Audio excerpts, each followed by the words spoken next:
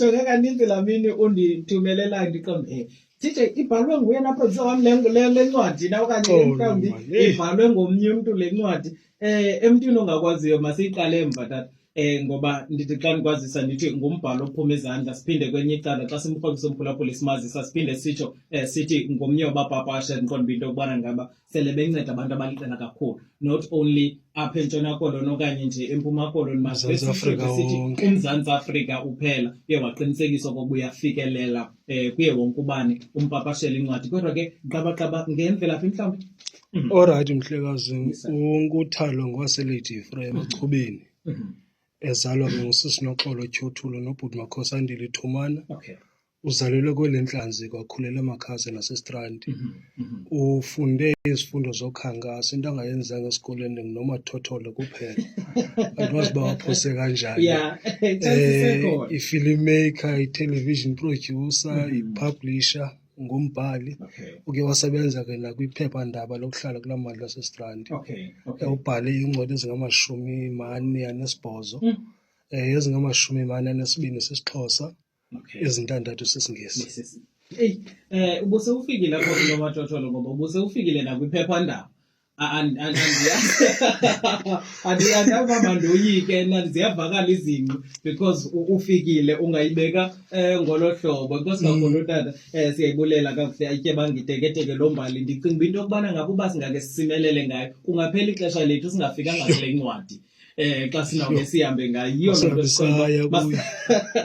masigxabagxabhise tata awuboni ndithi gxabagxaba komgqako leqa ugqiba ilifa nje ndibona loo nto bakuthe wandigqabanisela kodwa ke ndathi mandimnike ithuba xa ndisiva phaa naphaa ndabona uba inene ixesha lam lawuphela apha now mandifuna uqonda tata okokuba esincwadi ziliqela zesiXhosa zabuya lazoba khona endingatsho ndithi liqaqobana kodwa endilibona uba liyakhula nalo apha esilungwini yintoni mhlawumbi oqondile into yokubana ngaba mawukutshintshe ngokubhale ngazo zombini mhlawumbi ezilwimi ngabe ubonile okokuba tyhini isandla sakho kwezi selo uzibhalile zesiXhosa sifikelela kuye wonke ubani waqonda uba ngoku mawukubandakanye nolunye uhlanga mhlawumbi engeyiyo intetho yesiXhosa. Mhlekazi, xolo ndichaneke kuba ndike ndasebenza kakhulu television. Okay. Ngoko ke kukho abantu abenditreyina ukuze ndibe lo mntu ndiye ndanguye kwitelevision. Bathi ifundini siyafuna ukuxhasa. Cha isiXhosa sisazi. Yebo. So ndibaya ngapha kubakho loo ntetho, ndibangaya ngapha kubakho loo ntetho. Nguthalo siyafuna ukuxhasa, cha sikwazi ngoba kaloku ubhala isiXhosa sodwa. Okay. Uziqonda le ncwadi noba ndiyiguqulele sele ndibhala izahluko ezintathu. Okay, so isiXhosa ibisithi qala sana lwam uzawufana nabanye abantwana. Okay. Sedibhala izahluko ezintathu ndayiguqula ke ngoku. YasisiNgesi ndaqhuba ke ngoku nesiNgesi. Okay. Now yahluke kangakanani kulaa nto ubuzayibhala ngokwasesiXhoseni exesha uyizisayo ngokwa esiNgesini? Mhlekazi khange ndifuna usilahla isakhono sam sokubhala. Okay. Nalana kuthiwa i-poetic license ekubhaleni. Yes. So iintonga endizisebenzisileyo zezi zam. Cha ndasibotyoza isiNgesi. Kwenzekileyo. Nasi incwadi ikho. Ndiyafuna ukuqonda mhlawumbi nto nakumphulaphula oqonda into yokubana ngabatyhini because sidla ngothi xa sihleli nawe bangene phaa kule nto kakuWhatsApp abantu bathi sipha siyamazi loo mntu besithi sipha siyawazi umsebenzi wakhe. Now babalindele ntoni xa bethe babe kanti bafumana ithuba lokufumana incwadi le yakho zeziphi kanye izinto ezifumanekayo ncakasana apha encwadini? Mhlekazi kukomeleza umntu ongumama okhulisa umntana oyindodana ade abe yindoda eyindoda. Ukhona umahluko phakathi kwendoda nendoda eyindoda. So kukomeleza umama uba ngaba mababambelele babakhulise abantwana babamadodana nokuba babodwa. Nokuhlala ke nalapha kuthi thina bakhulise single parents. Uba singathi saba badala seqala sithi asithivinge navanga abafazi xa abazali bethu bethetha. Yeah. Sibuyele umva kancinci mhlawumbi bendikuphosile nasekuqaleni ke lathuba ubusazisa umphulaphula ezibona le fem into yokubana ngaba xa sithetha ngawe sithetha ngabani na. Qabaqaba ngemeko le uthi kube kanti ubhala ngayo ubhale ngemo othi wabe kanti uyibonile ekuhlaleni okanye ke mhlawumbi uyibonile emntwini okufutshane nawe okanye ke mhlawumbi uthe go through yona. I'm trying to check laa mcimbi wokwenza i-research isakhona ewe sikhona yeah. Mhlekazi, intsusa yale ncwadi ndima okokuqala ukhuliswe ngumzalikazi. Okay. Utata edlala indima yakhe emgama. Ukhona ke ngoku lo yena ukhuliswe ngumzalikazi kungekho naloo tata udlala indima. Khange ndaqonda mandigxile ke ngoku kwibali lalo ukhuliswe ngumama, utata oko wayetshone kwesinomhlo waze noba wayotshona phi. So izinto ezininzi bekufanele uba lo mntana uyindodana uyifundiswe ngumama, xa uzifundiswe ngutata wazifundiswa ngumama. Mhlawumbi ungatsho ikhona imicelimngeni lo mntu mhlawumbi ungumlinganiswa intloko ongatsho athi omnye umntu ofunda le ncwadi khona izinto azawuzifunda through imicelimngeni ajamelene nayo lo mntu nee-achievement athi abe kanti ube nazo apha ebomini ekukhuleni kwakhe. Lo mlinganiso intloko Mhlekazi nguthando lwethu. So utatakhe njengokuba watshona kwesinomhlwa, uthando lwethu selusana.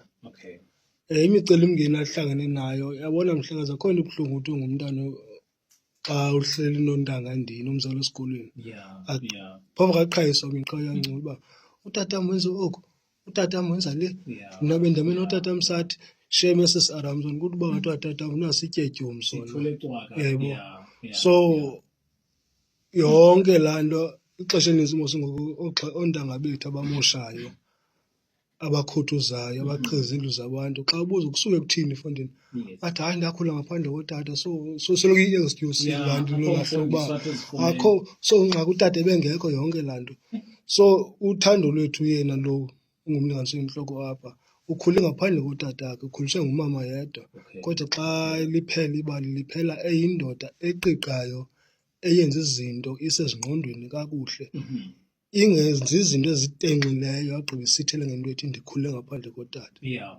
I think uhamba nam ngomgca ngoba ikhona intetha ethi it takes a village to raise a child. Now ndiyafuna ukuqonda uba uthando lwethu ngaba mhlawumbi uthe wabe kanti azibone kule meko wabona uba akazuzisizela, waqonda into yokubana ngaba phakathi kwezo zonke ezimeko ajamelene nazo uzawuqinisekisa okokuba usebenzisana nomzalikazi lo wathi bekanti usecaleni kwakhe. Yabona Mhlekazi, kukho abazalikazi abathi xa bethetha fumaniseke uba akho mntu ungutata endlwini. Umva umntu ethi ungumama urhuqela apha endlini, lona kandizubiza bantwini ezibambela apha kwisimelabizo. Yabo. So laa mama ngathi urhuqela apha endlini, izinto ezininzi azigxininisayo kwalapha emntaneni uba noba ungathini kurhuqela apha endlini uzakwenza le nto ndithi yes uba uyenzi sikhona isohlwayo zasibhaqa. Mr. Tyuthu, ukhona umphulaphula ozawufuna ukuqonda athi sipha xa uthetha ngale meko uthetha ngayo wokuba kube kanti ukhona lo mzalikazi okhulise unyana, yes. So now kukhona amaxesha apho ufumaniseka ukuba unyana lo besekufika ithuba lokuba kube kanti makaye esuthwini. So mhlawumbi ingaba zikhona iimeko ezikumila kunjalo ezikhoyo apha ezawufundisa kwaye zixhobisa abantu? Ndingenanga nzolo Mhlekazi kwinto ezilolo hlobo. Eyona nto bendigxile kuyo kakhulu yindlela yokuziphatha. Yebo. So khange ndingene nzulu kweli cala. Mhlawumbi isizathu sikho kanye isizathu hayi Mhlekazi ayikhange ivele. Ayikhange ivele ngoba bendigxile nje kwindlela yoziphatha njengoba ndisitsho. Ndisenziwa nje kuyibuza tatam ngoba sidla ngoba nabo abaphulaphula sincokole mhlawumbi ngezinye iimeko kude kufikelelwe kwezi meko. Sufuna ndenze u-second edition wale ncwadi. Hayi ndinike ayidini. Hayi thuba xa lifikile qhubeleka. Ixesha xa selifikile uqonda into yokubona ngaba ufuna uqhubeleka naye hayi sakwamkela thina oko ungaqhubeleka. Kungenzeka. Mhlawumbi abantu abasondeleyo kuwe nabathi babe kanti bayawuncoma umsebenzi wakho bekuxhasa bekuncedisa ke kwananjalo uzawuthi gangoku bayithathe njani le ncwadi? Mhlekazi, bancomile kakhulu futhi kukhona bade bathi ndithetha amampunge. Ayibhalanga ndile ncwadi zange ndakhumsha uhlobo. Nditsho loo nto because xa ndizothuka kule nto kanje mna kwititle like xa ndingena ngaphakathi kwawuqhubela kanti ukundive xa ndisithi xa sithethwa isiNgesi funeka ndingqeyame kodwa xa sibhala phantsi hayi ndiyatyibilela ne xale asosithethi Asosithethi sesingisi ufuna ukusibhala nje apha phansi. Injalo. Yeah. Mhlawumbi apha ekuqhubelekeni njengoku uzolutshilo wathi inkxaso yona uyayifumana ebantwini abathetha ulwimi lwesilungu. Ucinga into yokubana ngaba mhlawumbi ukubheka phambili ikhona incwadi oyicingayo kwezi zikhoyo kokuba ukuyiguqulele esiNgesini okanye mhlawumbi ezilandelayo ngoku at least zizawuke ziye nokopha esihlanweni ngoku ezizayo zibhalwa ngesilungu okoba nabo ba-accommodate. Imhlekazi kushota phofu ndizixelele loo nto qha Okay. ndiqinisekanga. Okay. Kushota kuthiwa qha ndiyeka ubhala. Uyeke ntoni ke nathi? Ubhala. Njani? Ubhala ngesilungu ayibhala ngesiXhosa Kwa- kwa- because kwa awukwazi ubeka kwa- intambo phantsi. Kwayincwadi Nkosi yam qala ndizawuzama indlela yoba kuguqulelwe zonke eziseziphumile. Okay, okay. Ngoba ikhona lithi gwiba mgwibi. Mhm. Ikwiprocess yokuguqulelwa yona. Okay. Yabo. So ndivele ndiguqulele zonke ezinye uqala kwizinga eliphupha emva komngcwabo yonke ileta icebo izityunjwe intliziyo zonke.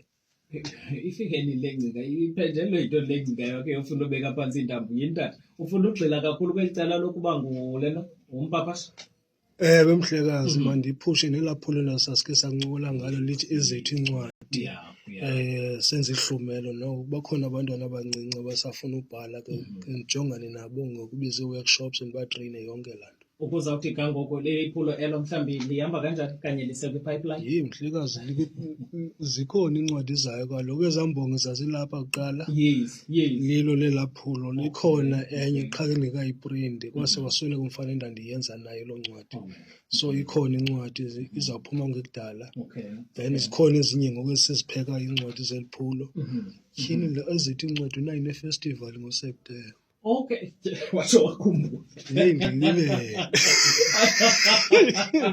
Watsho wakhumbula. Ndiyilibele. Mhlawumbi xa sele sisose singena kuyo mhlawumbi lo mcimbi walo mnyhadala oqonda into yokubana ngaba usimemela kuwo noba ukatsho ukubuya ndimeme sendizimema kuwo ngalo mzuzu.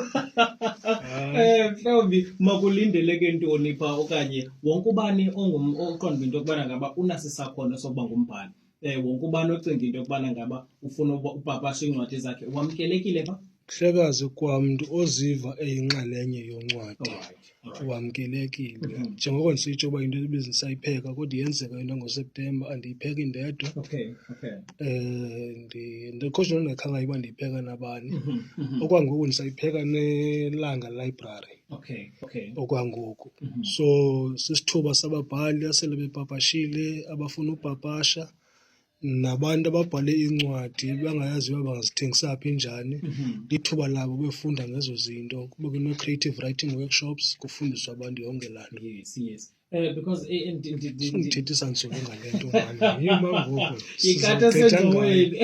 Okay. Hayi kodwa ikrobile no. Hayi krobile nana because on a serious note siba nabo abantu bathi sipha sizile singabapapashi singababhali but asikabi nayo into yokubana ngaba umkhombandlela uthi sukela Injalo. so now ndiyavuya kakhulu xa ubanika ikroba lokuba kube kanti bakhe basondele ngenene bazofunda xa kanye nibaxhobisa ngezinye izinto ezithi zibe kanti ziliqela. Mhlawumbi incwadi lethi kube kanti sithetha ngayo kusuku lwanamhlanje umphulaphuli nokuba xa ifuna ezinye wenza njani ukuze akufumane? Uyandikhwetha mna ngapha kuFacebook Nkuthalo Media or Nkuthalo David Thuthula. Okay. Zimbini ezikamna kukho bekho no-I ababini. Okanye bayifumane eClerks Bookshop okwangoku. Okay. All right. Inkosi tata ngexesha Tata lawo kodwa mhlekazi. sibe kanti siyabonana xa uzise ezinye iinkcukacha ke ezithe vetshe malunga nalo mcimbi. Nkosi kakhulu. Amen. Siyabulela.